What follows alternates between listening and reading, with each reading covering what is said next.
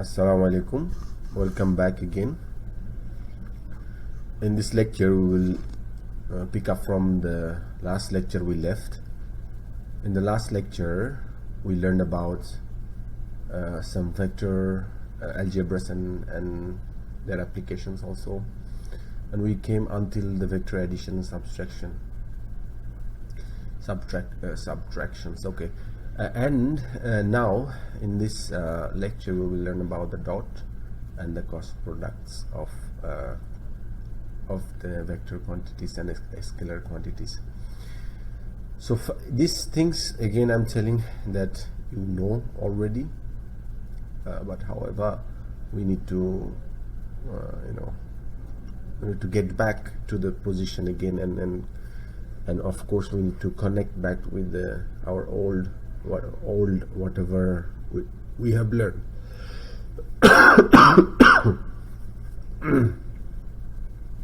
So basically, let's say if we have two different vectors, vector A and vector B, then we call it A dot B. That is called vector operation. It's supposed to be a dot here. I think it's missing somewhere. Yeah, it's missing. Let me fix it. Supposed to be A dot B. Here something like this. And basically, if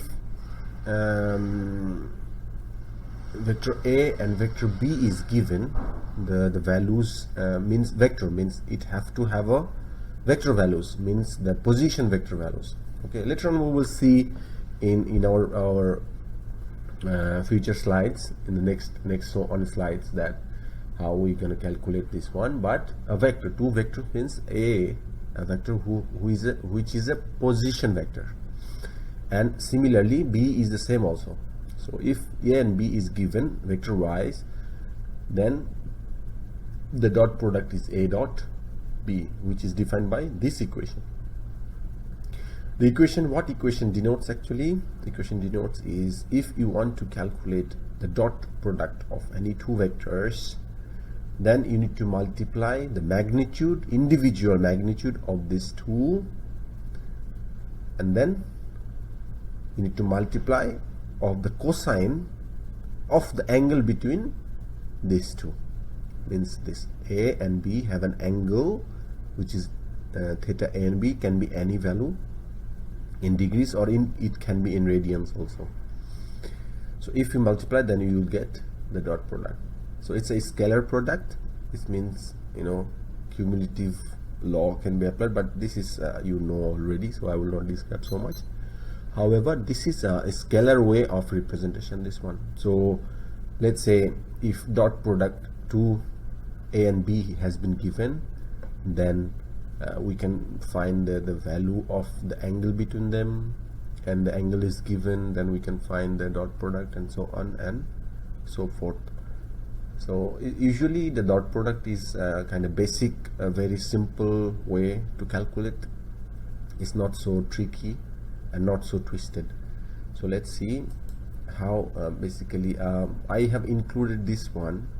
However, I don't want to explain it too much, because this is very basic theory. I don't want you to learn too much basic theories. I will directly go in how it actually basically operates. So, but however, I need to add this one in the slide. I would like you to go through. If you not feel bored, if you have any questions, you can ask me, or rather you go directly how to solve it with this equation. So basically, if there are two different vectors are given, we in our last lecture we already know about this, how to represent position vector. So ax plus a small ax, and so on and so forth, and b with the x component, y component, and z component. So both have its three different components. So if this is given, so coming here, so a dot b will be just multiplication of these values, ax multiplied by bx, ay multiplied by by, and az and bz. So this is as simple as that. So in this if there are two different two different vectors are given, so you multiply just with their values and b, you get it, and then from here you know how to do it, the magnitude of a and b, and then you can find the angle. So Assalamualaikum, welcome back again. I'm really sorry, there was possibly some technical problem. So we were here last video, we learned about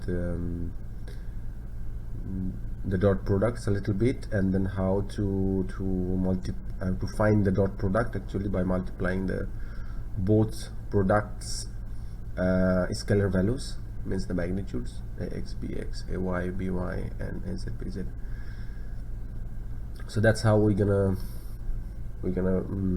calculate the dot product. So let us go for an example now.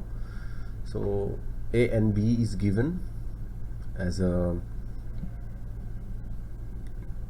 we already have learned about this in the previous first lecture, I believe, that these are actually called the position vectors. So I, j, and k is given, I, j, and k. So a and b is given and asking that what is the dot product of them and what is the angle between them. So no problem, we know this equation, so we just use this equation. So a dot b is equal to ax bx means 3 multiplied by 4, and ay by means 2 multiplied by 9, and then az bz is equal to 4 multiplied by minus 1. Remember this one always, if this is minus here, you need to take minus all the time. So here 12 plus 18 means 30, minus 4 means 26. So we have this product. So this is your one answer. Now what is the angle between them? We follow this equation. So if we need to find the theta value, so this goes down. It means, let's say we want to find this one, so this goes down, and then cos inverse. So that's what we have written here. So theta is equal to cos inverse of a dot b divided by magnitude of a multiplied by magnitude of b. So that's how we determine our magnitude, a, magnitude b, and then we know already 26 is a dot b value is 26. So when we put and calculate this one here, we get the value of 60.81 degrees degree angle. So this is the angle between these two, a and b. So I think this is as simple as that. There is no twist here, not so much actually. Now here we learn about the cross product. Cross product is mostly similar, but not similar for sure. However, you need to learn about matrix a little bit, but it's look like the equation look like quite similar. Is a cross b, if it's a cross product, then a cross b is equal to a, the magnitude of a multiplied by magnitude of b, between this, the sine of the angle between a and b. Now what is this one? This one is n, means normal. So a vector quantity of normal of a and b. We can see here, let's say we have a here in this direction and we have b here in this direction, and the angle between them is theta ab. Okay, so when we do cross product, we get a unit vector. Normal means totally perpendicular of these two, a and b. So let's say a vector and b vector in one plane, right? And this will be totally in right angle with these two vectors. It means that's basically this is the difference between cross and dot product, but I will show you in the next slides. Here now, right now, we will learn how to deal with this scenario, like how to calculate the cross product and how to manage the angles and everything. So now we know that we need to follow this equation, basically up to this much, because these are the same thing. So whenever somebody asks you to find what is a cross product, it will follow this one. So now here I just put some how to derive this one, but I don't want you to go so deeply in this one. I really don't want you to go, but here. So when we have A cross B, then we have something similar like this, and in the matrix form we can write it like this, because in the matrix form, if you elaborate this matrix form, then it comes like this. So when you try to calculate A and B, A cross B, so you need to construct a matrix, and then you can calculate it. However, if we do an example, we will understand it better. So let us go and do an example.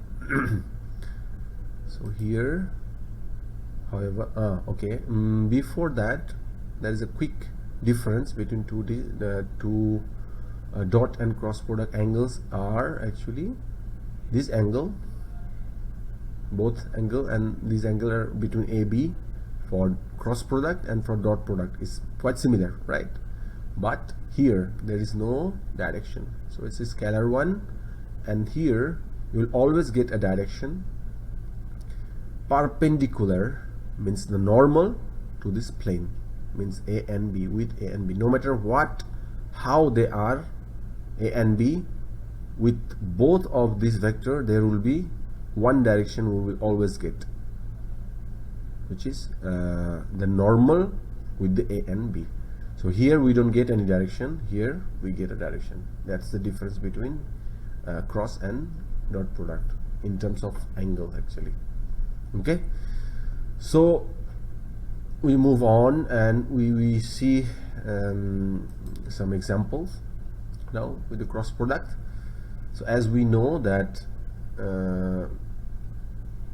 E and F, two different vectors are given, and it's been asked to determine what is E cross F. Remember this one, means not only E cross F you need to find the magnitude of E cross F.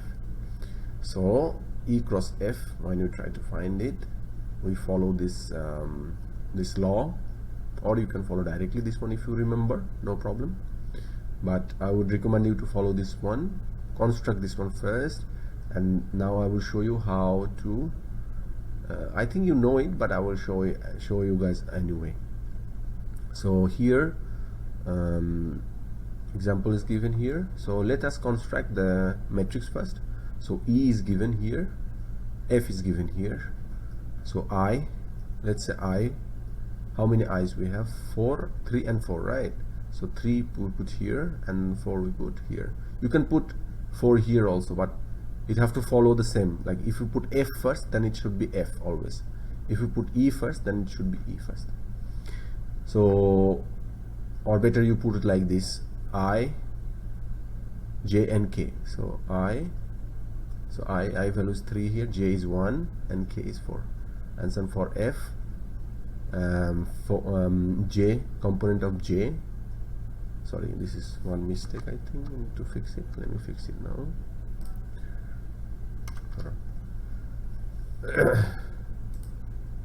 So this is component of I, means this is X component, so this is 4 here and this minus 10 and this is 5. So now how we have actually deconstruct this one is, when we try to find I, then what we're gonna do, we will cover this 2 area. So there is nothing here, so this multiplied by this minus of this multiplied by of this, so 1 multiplied by 5 minus 10 multiplied by 4, so we'll have here 45I, and similarly here 3 multiplied by 5 minus 4 multiplied by 4, so we have minus 1 here, and the same similarly 46 we get. Now this is not the result yet, so we get From this we get our magnitude of E cross F is equal to root over 45 plus minus 1 square plus minus 46 square is 64.36 units. So this is as simple as that. For angles, you can follow directly the cross product also, but possibly the angles will be given to you as that you should be able to find it by yourself, something like this. So here now there is one more combined example of dot and cross product. So let's say we try to solve it. The given E is given AY and AZ. So AY and AZ means they don't have any, so don't get scared with this one. The E vector and F vector is given, means AY AZ is given, means there is no AX component, so AX component will be 0. And F is given, so for AX means this is I, you know that this is J and this is K, so this is K and this is J. So we have 4, minus 10, 5, and we have 0, 3 and 4. So what they are asking actually now, they are asking is to find the vector component of E in the direction of F. Means if you can find, so just now we learned actually in the previous here that if you need to find, I think I didn't tell you, but yeah, let me re-clear it again, that if these two values are given and you do a dot product here, then you will get a vector along somewhere here in this parallel to this one. So along this direction you will get a B vector, and along A you will get a B vector, and along B you will get an A vector. So this is how we gonna know that if somebody asks that find A along B, then we need to do a dot product, and B along A is the same thing. But if somebody asks you to find an unit vector perpendicular to A and B, then you need to do a cross. So remember this one. So we go back to our solution. So let's say the vector component of E along the direction of F, means we need to do possibly a dot operation. So we will see, whenever we will go to our solution, we will see that. And a unit vector perpendicular to both E and F, means it's definitely a cross product. Okay, and the C, this part, find the perpendicular angle between E and F means what? So whether it's a perpendicular angle or it's not a perpendicular angle, the angle you can find either with cross or with a dot also. So both, if try, you can do it. So let us go for a solution now. What we have here, let us go for solution 1 first. So the answer is to find the vector component of E in the direction of F, we must dot the vector E with the unit vector in the direction of F. So we need to dot E vector with the unit vector of F. That's all. So we need to find the unit vector of F first. So we find unit vector of F like this, as what we have learned before. So I will not try to explain you so much. You will need to practice this one by yourself.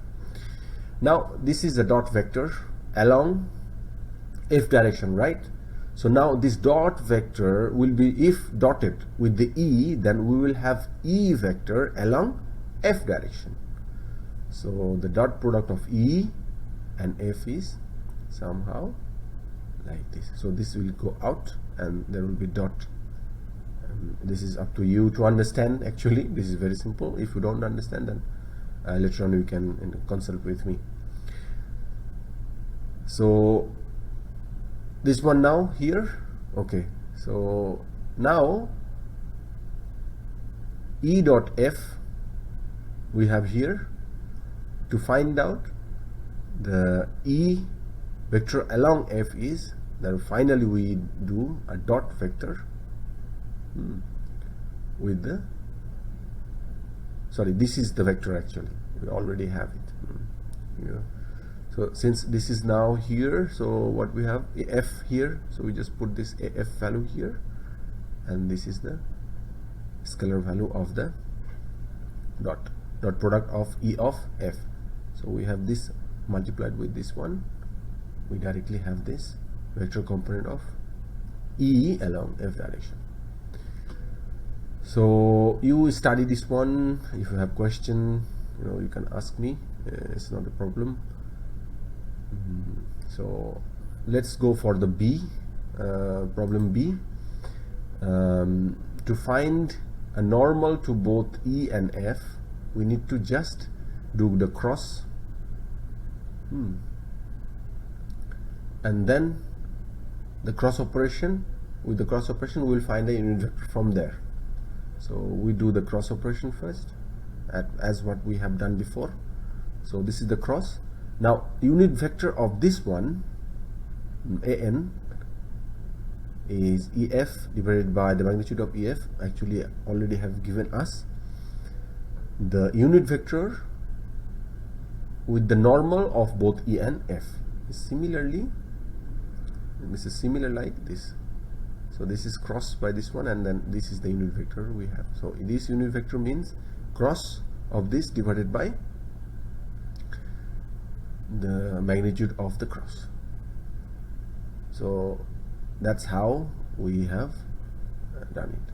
Now the part C is for you to solve and submit in the ULearn for the attendance. I will open a portal for you, so you find out the angle, find the perpendicular angle between E and F, and then you need to solve it, the part C, and scan it, and then I will open a link there, and then from the link, once you submit, your attendance will be there. So thank you so much for your time and your patience. Inshallah, in our next lecture we will learn about the coordinate system and all those related to the coordinate, 3D coordinate geometry, spherical, rectangular and cylindrical coordinate systems. So signing you right now, I'm signing myself off until we see until I post another video next time. So thank you so much. Assalamu alaikum wa rahmatullah.